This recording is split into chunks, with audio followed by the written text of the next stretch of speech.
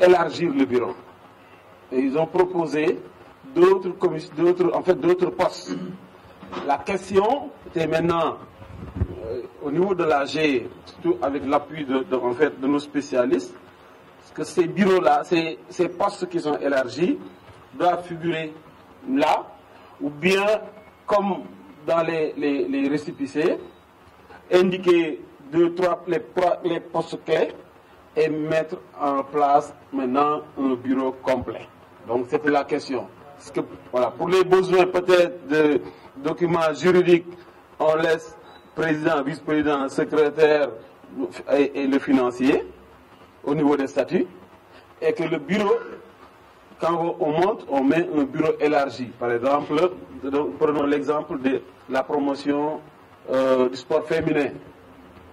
Le comité souhaite voir un poste comme ça dans ce qu'on fait, parce que jigéen ñi tamit ci leen bokk, hein.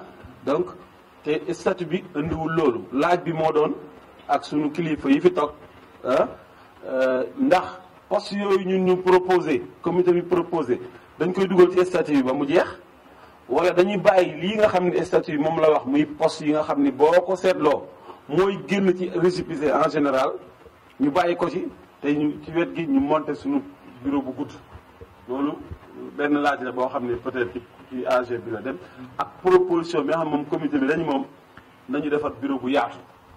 ñoom loolu donc moo doon kii bi beneen bi moo doon comité de direction bi ñu wax ni dañu bëgg mu gën a yaatu donc un peu. Vraiment, c'est mon souvenir. Voilà, et moi, Abning, Barikam et Moussa Cissé, nous avions fait un stage au stade de Léopold Senghor. Ça fait un peu plus de 20 ans, mais bon, encore ces souvenirs-là. Voilà. Je voudrais ensuite saluer l'assistant de l'intérêt que nous lui portons est un vecteur de socialisation, de sociabilité, un vecteur de santé. Nous savons tous qu'avec maintenant les maladies dégénératives comme le HTA, donc les tensions, les AVC et toutes les autres maladies de sédentarité comme on dit, le sport est un vecteur de protection et vraiment à ces fléaux-là qui touchent la société sénégalaise au même titre que la société même mondiale. L'obésité, les AVC et autres maladies dites de développement.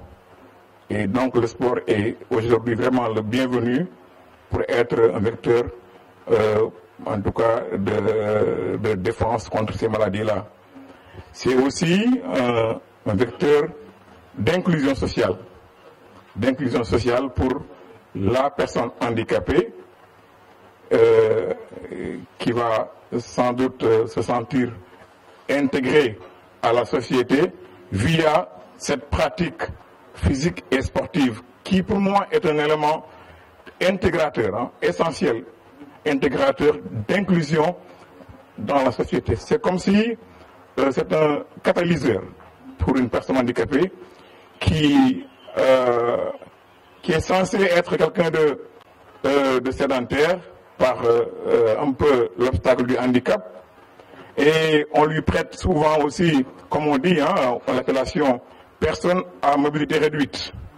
Ça veut dire que le sport va un peu venir changer cette situation en rendant la personne vraiment mobile et active, physique, sportive. Et toutes ces choses rendent cette structure vraiment essentielle, importante et à mes yeux. Et je pense que même au-delà, c'est aussi un vecteur de santé, comme j'ai dit, santé sociale et intégration, inclusion. Voilà, c'est juste une petite contribution à faire. Je sais que vraiment tous les amis qui ont travaillé sur le dossier sont même peut-être plus attentifs que moi, ça je le sais. Mais c'est pas facile de rédiger après un projet. Il y a toujours quelques fautes de frappe, d'inattention, quelques fautes de qui est liée à la fatigue, qui font que souvent le document a quelques erreurs, au lieu d'être parfait, a quelques imperfections, et à la lumière de la lecture vont ressortir, et nous sommes là un peu pour aider à la perfection de ce document-là. Comme le rappelait M. Nianssi, un document qui va être dans des instances internationales. Et donc c'est très sérieux, c'est vraiment un document qui va être parfait et qui sera, en tout cas que je voudrais être sans faute au niveau de la forme et du fond.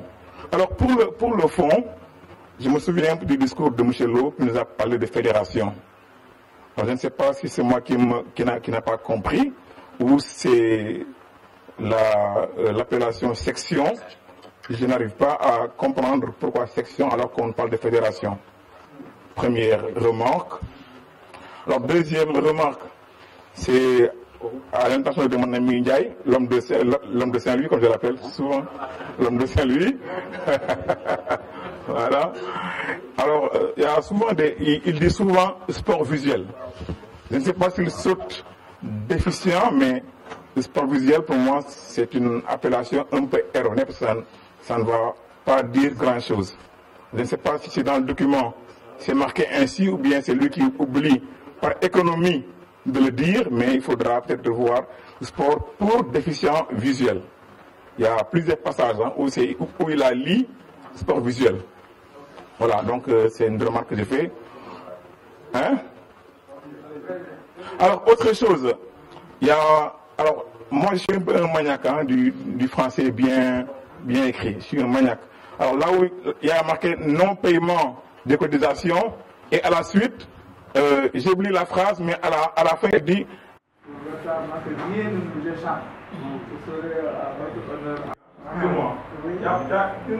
où on a marqué, il n'y a pas la bonne indication. C'est une interprétation internationale. Ils ne savent pas s'ils ont bien pris là. Voilà, ils vont y revenir. Merci. Et on va continuer pour donner la parole à Abdoulaye. dama ci déggul lool wala boog peut-être mu ñàkk a doon. Là même si même Tamsir ne l'avait pas dit dama ci naroon a ñëwaat parce que actuellement le document wax na leen ko au début bi ñu ne li tax ñu def section booba fédération sénégalaise paralympique handisport la woon après gars yi ils nous ont harcelé bousculé ñu mais pour que nag ñu mën a affilier benn section au niveau international ils ont dit que si c'est la fédération internationale paralympique donc c'est pluridisciplinaire kon mënu leen affilier fii donc li ngeen di def mooy da ngeen di créer benn section ngeen affilier ko puisque là jëlaguñu woon pour def CNP bi le comité national paralympique ñu ne kon nañu créer ay section ñu def section pour moteurs yi yeneen yëpp quoi affilier leen puisque maintenant le document qu'on a déposé au niveau de la table du ministre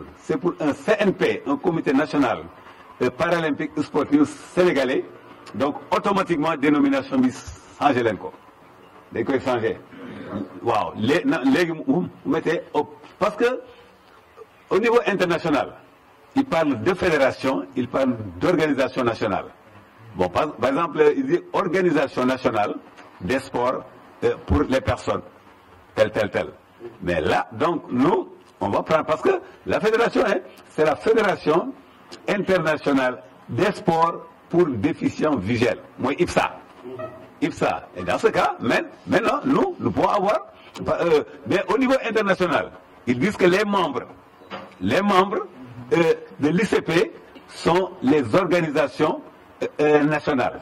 Donc, moi je peux dire, on peut mettre organisation nationale comme fédération, on peut, mais organisation nationale de sport pour déficients visuels.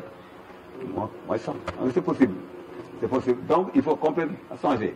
Et là, dans le texte, là où il y a fédération, il faut l'enlever. Oui. Parce que ce n'est plus fait. Ouais. Là où il y a section, il faut l'enlever. Même là où il y a fédération sénégalaise paralympique, il faut l'enlever. Parce que là, vous êtes autonome maintenant. Parce que vous allez vous affilier maintenant au niveau de l'IPSA et vous affilier au niveau du CNP. donc loolu lay doon donc le CNP actuellement yéen da ngeen fay affilié ji donc en ce qui concerne vos textes et consorts moom bu ci nekk est-ce que vous fait comprendre parce que la section bon parce que la section était la section était pilotée par la fédération. Donc, il n'y a plus de section maintenant. Ce qu'on a déposé au niveau du ministère, c'est le CNP. Donc, quels sont les membres du CNP? C'est les organisations nationales, hein, des personnes en situation, comme il le dit, il faut toujours rectifier, plus les fédérations internationales. Donc, ici, donc, nous sommes en Assemblée générale. Je réitère cette proposition de prendre notre indépendance, en fait.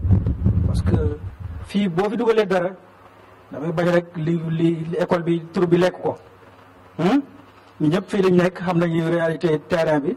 Je pense que indépendamment il y avait beaucoup de raisons qu'on avait évoquées en comité, peut-être certains d'autres ñëwati léegi, mais quand même nañ ko génnee biir INEFJA wutal ko mu am adresse différente ak INEFJA ñuy gérer le projet la structure comme yeneen structure yi ni ñuy doxee. Parce que sinon après tey nga xam mais suba bul xam nu muy tëddee. Il est vrai am nañu possibilité changer ko mais nous sommes en AG. AG bi comme mën na ko changer tey su ko mënee changer na ko changer faut pas reporter un problème pour demain alors que mën nañ ko lijjanti tey. L'autre chose par rapport ak lien yi ñu def ak fédération bi donc maintenant que nekkatul fédération je crois que après bu ñu defaat travail final bi c'est que lien yi ñu joxoon kii bi yëpp ñu coupé ko. Parce que tey jii bon Jaraaf bi affilié fédération sénégalaise de football maanaam bu Jaraaf bëggee dissoudre boppam wala bëgg a tas boppam fédération bi amu ci baat donc kon ñun tam structure bi autonomie bi mu am dañ ko jox ba mot sëkk ñu bañ si wàññi dara parce que demee mën nga may nit ay pouvoir yooyu mu jël ko teg la tànk ba doo yëngu fii Sénégal la donc du am na loo xam ne doo ko mayee da nga koy téel sa bopp. maa ngi ci un point bi de ba léegi de voilà un point que j'avais divisé en deux en fait. Maintenant le demi-point c'est par rapport aux terminologies vraiment les concepts. Je voudrais que ñu conforme ak suñu réglementation aussi bien nationale qu'internationale. Je crois que non-voyant bi man bëgguma daal di ko gis ci document ñi def sciences sociales yi ak juristes yi war nañu d'accord ci loolu parce que tey jii pour ñu def sciences sociales yi xam nañu ne utiliser aveugle mooy gën a yomb que utiliser non-voyant surtout nag juristes yi ñi nga xam ne ci boo demee loi d'orientation sociale comme c'est ak CDPH comme texte bi ñu defar texte juridique la bu mu nekk itam en porte-à-faux ak li nga xam ne moom lañu am au niveau dans ces textes là yi nga xam ni moom mooy sunu ci li ñuy sukkandiku pour doxal li ñu bëgg a doxal nii waaw maa ngi jéggalu. Franchement man su ma génn ci salle bi dem ci inclusion ñu ne ma section fédération ONP xaw ma des choses comme ça di serait perturbé franchement parce que section bi d'accord amatul mais est-ce que fédération pour personnes déficientes visuelles au niveau international mun na am parce que tamit il faut ñu xam ne Sénégal dañuy dem ci les sigles fii organisation boo fi gis dafay defar sigle bu nga xam ne nii ëllëg si biir boo ko dugalee ci document wala nit di ko wax mën ko dégg parce que quand je vois déjà ONSPDV donc organisation nationale des sports pour déficients visuels c'est un peu long et dans le cadre maintenant de la communication et de la sensibilisation ça peut bloquer donc je parle juste de la limite des sigles quoi voilà merci. Olympique handisport mooy tur mu nekkoon tur bu bees bi ñu joxoon donc CNP bi ngeen déggoon sànq mu nekkoon provisoire ñëw nekk para boobu la ñu wax après moo nekk fédération sénégalaise indi paralympique handisport boobu tur boobu moo ñëw mais ce n'est pas lié du suñu organisation classique de personnes handicapées yi ou def les associations. waaw ni mu ko liiree moo tax A bi day ñëw ni mu ko liiree dafa indi A bi mais A bi ñëwul FSPH moom la quoi donc na leer ci document bi même bi handisport yor ci kaw waxuñu fa fédération sénégalaise déedéet au contraire tey handisport mooy dem nekk membre ci organisation yooyu yëpp ñuy créé tey ñun section li ñuy def nii tey bu ñu ko créé ñu la cause di defaat une assemblée générale mais mën nañu dem ni mën nañ fa dugg wax ni place sport ci organisation fecceeru silmaxa yi moom lañ jël si kenn maanaam boobu kenn du ko xëccoo ak lii di judd fii ndax moo ko moom foofu noonu la tey jii fédération sénégalaise paralympique handisport noonu la moomee place sport bi nekk ci fédération sénégalaise des associations de personnes handicapées bu ñu fa demee kenn du yëg foofu ah tey jii normalement santé seen añ moo ko moom place boobu lañ ko war a jox noonu mu koy moomee tey fii kii ni nga xamante ne moom la ñuy mooy nekk suñu président noonu la war a moomee place sport bi ci cause buñ koy defaraat loolu mooy suñu relation ak ñoom ndax non cause du ñëw fii cause du fi ñëw association bi du si ñëw fii xam nga ku mu xam sportif la xam fii moom ay sportif la xam c'est parce que dañ koy soogu juddul mais gis nga buñ demee tey boo di ko ngéntewaat ah non woote bi du nekk nii de woote bi boobaa ay maanaam structure sport mooy tax toog fii dootul nekk rek ñu ne bu fekkee ne tey ñu jël exemple ñu ne tey suñu yéene la wala APUJAS mais bu fekkee ne amuñu ci club amatuñu club nekkatuñu ci sport mais du leen woo parce que ñun sport la ñuy waxal mais comme que dañuy soog a juru te amul dara lu classique lu organisé wu il faut ñu woo ñëpp ba nuñ pare daal di lool beneen bi mooy damay ñaan suñu kilifa yi dama bëgg ak liñ fiy juddul premier action yi ñuy dem mu nekk loo xam ni formation des ressources humaines ndax gis ngeen compliqué na du mbiru association de li ñu nar a juddul fii du li ñuy yore suñu association yi ANESA na muy yore ANESA MPSA na muy yore MPSA déedéet fii wàllum xam-xam la xam ay texte xam texte international di jokkale ak ñoo parce que boo ko ratee mën ngaa lor benn équipe boo waroon a dem compétition te boobaa bu wax état de maanaam ñun li ñuy def yow état maanaam du nekkul lu ci ginnaaw ñu defar ba mu pare mu puus ak loxoom jàppale ñu dem mais lépp léegi ba ñii ñoo koy defal seen bopp ñëpp tey boobu bu ñu ko defaree fii modérateur bu ñu defee fii ñii dem toog daal ne defar nañ ko léegi de moom dinañ dem compétition si foot bu 2025 bu ñu demee toog duñ mas a dem parce que état bi du la ko defal handisport du la ko defal handisport dafa ne léegi boole na leen ak les institutions internationales yi yor wàll googu donc pour loolu nag ñu am man mii ci sama bopp nekkoon ci di ci liggéey ci sama bopp rek laa jël soxla naa formation pour mën a xam fi mbir mi toll waxuma la nag ñi nga xamante ni peut-être gëj nañu ci milieu sport donc loolu daal bëggoon naa fii nekk ak wala équipe bi fi nekk ñu njëkk a def seen plan d'action la formation la mise à niveau donc des ressources humaines sur ça voilà. Pour les hommes, c'est cette fédération-là qui gère le sport pour les filles, les femmes. Donc, quand on parle, surtout ici, quand on parle de l'inclusion, donc on ne peut pas installer une structure qui va gérer seulement le sport pour les femmes. Donc, c'est ça que je voulais éclaircir, parce que ça m'a échappé. Peut-être au moment de faire les rencontres en ligne, j'étais absente ou bien je suis rentrée un peu tard dans la réunion. Mais si j'étais au courant au début, donc cette partie-là, on va l'éliminer parce qu'on ne peut pas proposer une structure qui va gérer le sport féminin. Le reste, je vais attendre parce qu'il y a d'autres préoccupations. Donc, je vais après.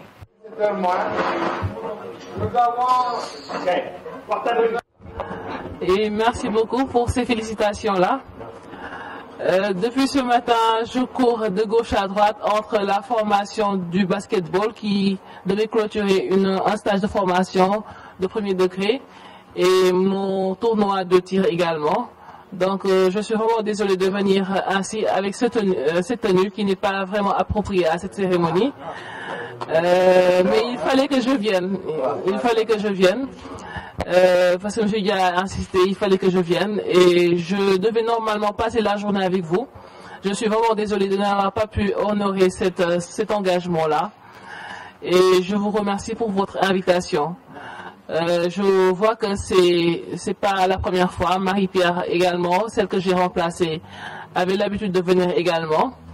Et vu qu'on parle du sport, c'est l'activité de tous. Donc je suis vraiment très honorée de venir assister à cette rencontre, à cette assemblée générale de renouvellement. Oui, constitue, d'accord. De renouvellement c'est le handicap bien sacrité. Ça va faciliter le travail du ministère parce qu'on pourra prendre en compte tout le monde. Personne ne sera mis en rade. Tout le monde sera pris en compte dans cette activité-là qui est le sport de tous. Parce que quand on parle de sport, donc tout le monde doit s'y sentir impliqué. Tout le monde doit pouvoir pratiquer le sport qu'il veut, malgré nos différences. Donc tout le monde doit être inclus dedans en prenant en compte ces différences-là. Donc je tenais vraiment à vous féliciter pour cette initiative que vous avez de créer ce CNP, ce comité national provisoire, qui, je pense bien, d'ici 1 an ou 2, passera à une fédération pour pouvoir avoir un maillage sur tout le territoire national et ainsi prendre en compte tous les enfants, tous les personnes qui ont une difficulté, un handicap visuel, qu'ils puissent pratiquer également les sports qu'ils veulent et faire comme, pourquoi pas, les autres fédérations, faire en sorte qu'en tout cas tout le monde, toute la population sénégalaise puisse en bénéficier. Je tenais vraiment à vous féliciter pour ça et vous encourager. Merci beaucoup. Je suis vraiment désolée d'avoir parlé. Professeur valide, entre parenthèses, étudier. Je restais à la maison, manger, coucher, dormir ou encore écouter la radio. J'étais la source du revenu familial. Quelle filiale? Malgré tout cela, je n'étais pas considéré. J'étais minimisé et ignoré. Stigmatisé, oui, mais depuis que l'enseignement inclusif est présent, les handicapés ont tourné le dos à la mendicité et ont opté pour une nouvelle vision qui fait l'office de l'inclusion. Oui, maintenant on apprend et on réussit dans tous les domaines. On est professeur, on est chanteur, oui, on est rappeur. On est journaliste, on est pianiste, oui, on est flûtiste. On est manager, on est docteur ou encore on est slameur. L'école inclusive ouvre des possibilités. Il est potentiellement gage de félicité. Être handicapé n'est pas un fait ou un frein. Slam. Salam. Monsieur le Président, vous avez la parole. Merci beaucoup, Monsieur le modérateur, Monsieur Niassi. Merci, Monsieur le directeur. Merci, Mesdames et Messieurs les représentants des associations et organisations. Je voudrais vous dire tous mes remerciements de m'avoir mis à la tête de cette fédération sport déficient visuel. Et j'espère que tous ensemble, nous allons travailler main dans la main pour mériter la confiance que l'Assemblée générale a placée aujourd'hui en nous. mbokk yi maa ngi leen di nuyu yéen ñëpp di leen jaajëfal bu baax a baax ñi jóge ci région yi gën a sori ak ñi jóge Dakar ak Thiès ñu ngi leen di nuyu di leen gërëm di leen sant di leen wax ne lii tàmbali la le plus dur reste à faire. Un travail énorme nous attend. Chantier yi rëy na bëri nañ waaye bu ñu jàppante joxante loxo voyant non voyant joxante loxo lépp lu ñu songu danañ ko mën a daan kon boog ñu xam ne mbooloo mooy li ñu war mbooloo joxante loxo mën a am doole bi nga xam ne moo ñuy permettre ñu mën a yëkkati li nga xam ne bu ñu jógee ci jotaay bii fan yii di ñëw semaine yii di ñëw danañ ci waxtaan pour xool ci yan programme lañ jëm pour déployer sunuy stratégie pour faire en sorte que fépp ci Sénégal wala boog ci région yi ëpp ci Sénégal danañ fa mën a pratiquer tous les sports yi nga xam ne déficient visuel mën na ko pratiquer. li am solo nag mooy ñu xam ne défi yi nekk ci ñun sunu kanam bari na ñu mën ko tënk rek ci anam yii bi ci jiitu mooy organisation. Le défi de l'organisation war nañ ko relever parce que pour ñu atteindre objectif yi nga xam ne moom la ñuy fixé il faut que ñu organiser wu. beneen défi bi mu nekk le défi des finances parce que wax nañ tout à l'heure mooy il faut mu am pour que ñu mën a réaliser li ñu bëgg yëpp en termes de compétition en termes de représentation. leneen li am ci défi mooy le défi de la participation loolu dañ ciy woo association yëpp ñu xam ne bés ni ki tey ci li ñu war a jublu moom mooy former ay club yoo xam ne ñoom ñooy dundal fédération bi parce que ci loolu la fédération bi aju pour mën a dox pour mën a dund pour mën aussi yegg fi ñu jëm bu ñu régler défi de la participation boobu beneen défi bii des mooy ban mooy défi de la compétitivité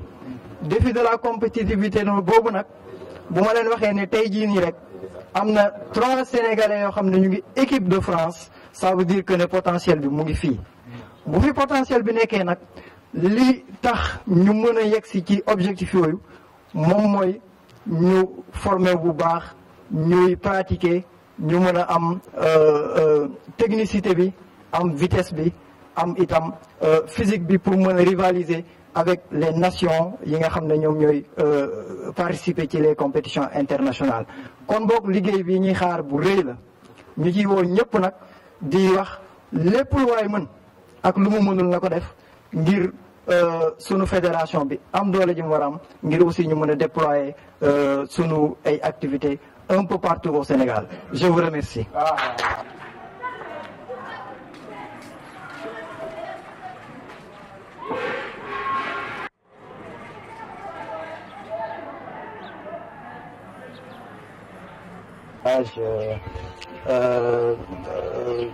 Pour l'organisation de l'Assemblée générale de la section sport déficient visuel. Bon, là, il s'agit d'une Assemblée générale constitutive. Donc, on va installer la section sport déficient visuel aujourd'hui même. Et on est réunis ici à l'Institut national d'éducation et de formation des jeunes pour les besoins de cette Assemblée générale qui regroupe l'ensemble des associations qui ont bien voulu participer à cette belle aventure nouvelle. Absolument, absolument. Les attentes, il y en a beaucoup. Déjà, par rapport à nous-mêmes, nous espérons en tout cas pouvoir tout mettre en œuvre pour d'abord réussir cette installation de la section sport déficient visuel, mais ensuite mettre un programme qui puisse être déroulé sur l'ensemble du territoire sénégalais pour que enfin les déficients visuels puissent s'adonner au sport dans le cadre d'un championnat régulier qui sera organisé et dans le cadre aussi d'une coupe du Sénégal et aussi éventuellement dans le cadre des compétitions internationales auxquelles le Sénégal sera amené à participer. C'est-à-dire que les infrastructures, c'est un peu le parent pauvre du sport sénégalais, même s'il y a des avancées ces derniers temps. Donc, nous ne serons pas épargnés, effectivement. Donc, ça, on le sait, on en est conscient, mais on fera tout en temps pour pouvoir bénéficier de terrain à même de nous permettre de s'adonner à notre ou non-sport favori, à savoir le cécifoot, football pour non-voyants, mais aussi l'athlétisme, le tourball. Absolument, absolument, parce que le sport ou les sports pour déficients visuels souffrent vraiment d'un défaut d'accompagnement de la part de nos autorités, qu'elles soient fédérales ou même étatiques. Si je vous dis que nous, on a eu à représenter le Sénégal en Coupe d'Afrique sans pour autant être accompagné par notre État. Donc nous pensons que c'est quelque chose qu'il va falloir corriger et très vite. Et c'est d'ailleurs ce qui nous a poussé à mettre en place cette section sport défiant visuel. Donc nous attendons en tout cas de nos autorités un véritable accompagnement, aussi bien du point de vue matériel, humain que financier. loolu la ñu ngi ko war a def tey jii nii nag ñu ngi regroupé association yi nga xam ne yëpp bëgg nañoo bokk ci aventure bi nga xam ne ñu ngi koy ñaan yàlla ñu ngi ci am yaakaar itam que ne buñ ci jógee danañ teg une section une fédération boo xam ne dana mën a représenter dignement les athlètes déficients visuels ci cadre yu bari notamment ci lu mel ni cécifoot lu mel ni athlétisme lu mel ni goalball ak tourball waaw donc association yëpp ñu ngi fi tey seeni représentant en tout cas ñu ngi fi di wax rek que ne ñi nga xam ne xëy na yeggseeguñu ñu ngi leen di xaar ci liggéey bi parce que liggéey bu am solo la liggéey boo xam ne soxla nañ ci ñëpp daal ñi nga xam ne moo xam ay association lañ moo xam aussi ay nit lañ rek ñoo xam ne ñu ngi yëngu ci wàllu sport pour personnes handicapées rawatina déficients visuels. waaw liñ ciy xaar mooy takku bu mat sëkk ak itam présence sur le terrain moo xam fii nii Thiès la waaye ci yeneen région d'ailleurs ñu ngi nuyu bu baax sunu mbokk yi Ziguinchor Kolda ak Saint-Louis ñi nga xam ne ñoo nañ tey ci bés bi pour dox ci pour jouer ci aussi seen wàllu bu baax a baax liñ ciy xaar mooy ñu am organisation boo xam ne danañu permettre ñu mën a am un championnat régulier au Sénégal ak Coupe du Sénégal waaye itam di mën a représenter dignement le Sénégal comme ni ko sourds-muets yi defee ba indi fi Coupe d'Afrique les non-voyants tam les déficients visuels ñu mun koo def tam indi Coupe d'Afrique fii Sénégal ba sax mën a dem ci Jeux paralympiques. aw dëgg la mën na doon gàllankoor waaye gàllankoor yëpp dañ fi nekk pour ñu mën koo surmonter donc nag ak état bi ak itam sunu yenn partenaires yi njort nañ que ne dinañ mën a surmonter gàllankoor yooyu parce que dinañ am incha allah ak jàppale ñenn ñi terrain yoo xam ne dinañ ci mën a tàggatu bu baax sunu ndaw yi dinañ ci mën a tàggatu mën a adonné wu ci seen sport bi nga xam ne moom lañ préféré moo xam cécifoot la moo xam athlétisme moo xam tourball wala goalball di wax rek que ne état bi ni ñu tàmbalee nii di def vraiment ay infrastructures yu bari nañ ci gëstu itam waaye wàññeeku yi ñu mën a am fu ñu tàggatoo. C'est monsieur Raphaël Dupont-Faye, 9e adjoint du maire de la commune de Zone Nord, monsieur Birom Souley Diop. Je suis accompagné de Mamadou Thiam, le chargé de la commission de sport. Notre présence aujourd'hui à l'INEFJA, c'est sous l'invitation de la communauté chargée du sport de l'INEFJA que nous sommes là présents pour représenter M. Birom Souley Diop. Vous savez, la mairie de Zone Nord prend en charge et en considération toute la population qui réside au niveau de la zone nord et que INEFJA fait partie des structures de la zone nord et plus particulièrement de Médina Fall. Donc c'est ça qui a motivé notre présence ici avec sous l'invitation du président chargé des affaires sportives de l'INEFJA. Absolument. La mairie de Zone Nord n'a pas de parti prise concernant le sport. Le sport, c'est une affaire de jeunes. Le sport, c'est une affaire citoyenne. Le sport aussi fait nourrir notre communauté. C'est la raison pour laquelle, en tous les cas, M. Birom Souley Diop, lui, il est prêt à accompagner les structures sportives. Et INEFJA, s'il en a une structure sportive, mais M. Birom Souley, de tout cœur, avec abnégation, il est prêt à les accompagner.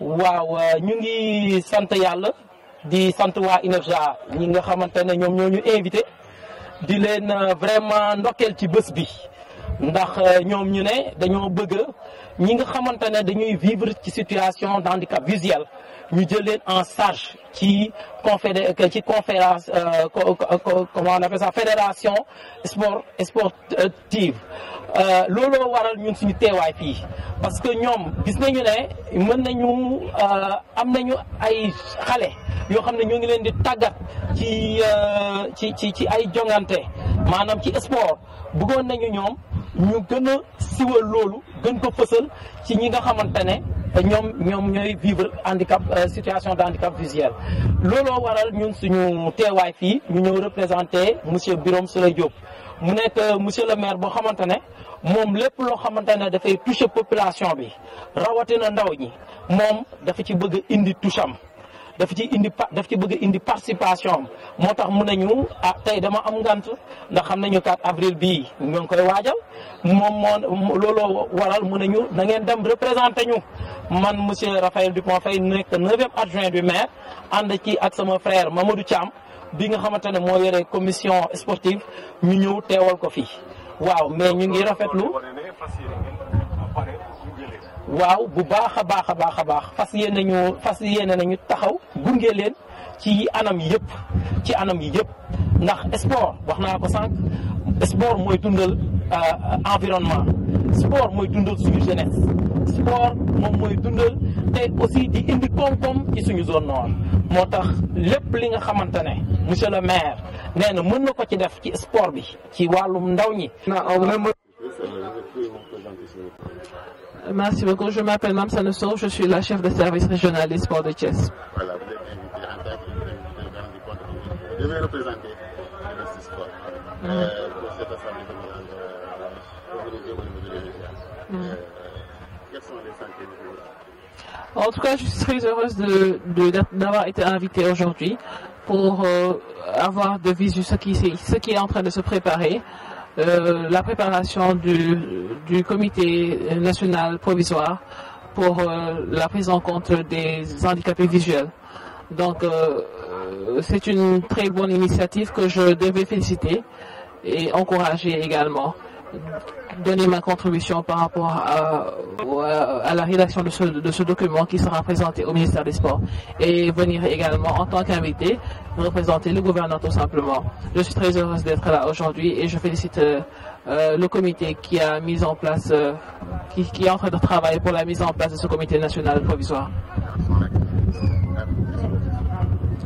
En tout cas, je m'associe à cette initiative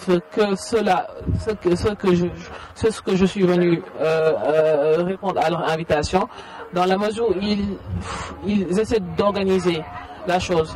Donc, vu que c'est en administration, tout doit être organisé, tout doit être écrit, tout doit respecter la réglementation. Donc, je demande à ces jeunes-là toujours de s'organiser, de faire en sorte de constituer des clubs, de constituer des districts et pouvoir ensuite avoir une ligue pour pouvoir être représentés au niveau national, pour avoir une représentativité partout dans toutes les régions et pouvoir pratiquer convenablement leur sport qui leur permettra dans un futur proche, quand il y a une bonne organisation, il y a une bonne formation, il y a une bonne prise en charge de leurs préoccupations pour pouvoir être pris en compte par le ministère ou leur fédération qui doit les prendre en charge. En tout cas, c'est une initiative à féliciter et à encourager. maa ngi tudd Mamsane Sow man maay chef de service régional bu sport bu Thiès donc tey dama ñëwoon tontu si invitation bi ma waa INEFJA defoon ak moo ñi nga xam ne ñoom ñoo toog xalaat ni war nañu war a mën a créer benn comité boo nga xam te moom mooy ëmb lépp lu jëm ci wàllum ñi am déficience ñi am déficience aveugle ñi am benn handicap ci par rapport visuel ñi nga xam ne dañuy pratiquer sport.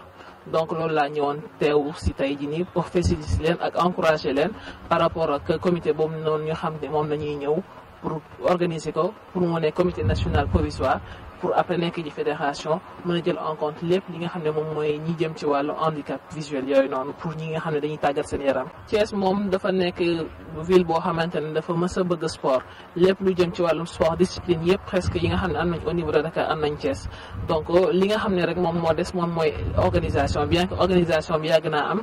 Donc fédération yu mag yi daan nañu ñi ngi organiser wu yu ndaw yi ñoom ñoo ci des donc bu ñu gisee ñeneen ñu ñëw taxaw ne ñoom kat bëgg nañu ñii nii kat nga xam ne dañu leen beddi woon wala ñi nga xam ne boolewuñ ci woon ñu ñëw boole leen ci daf seen organisation lu ñu mën lu dul encourager leen encourager tamit jeunes yi nga xam ne ñoom ñi ngi bëgg sport bëgg koo pratiquer ñëw bokk ci organisation yooyu bokk ci club yi bokk ci ligue yi bokk ci district yi pour nga xam ne dañ leen mën a jël en compte ñu waa fédération mën leen tenir en compte ministère mën ko contrôler pour ñoom ñëpp ñu mën tàggat seen yaram ci ni mu gënee ni mu waree comme ça ñëpp muy mbégte wu ñëpp mbégte ñoom ci passion bi ñuy kii également ñun yi nga xam ne ñun ñooy joxal wàllu sport bi tamit mbégte parce que dinañ am athlètes yoo xamante ne dañ mën a taxaw réew mi ci biir réew mi ak ci bitim réew bi loolu bëgg nañ ko en tout cas ñuy organiser wu di ñëw bokk ci fédération yi di bokk ci ligue yi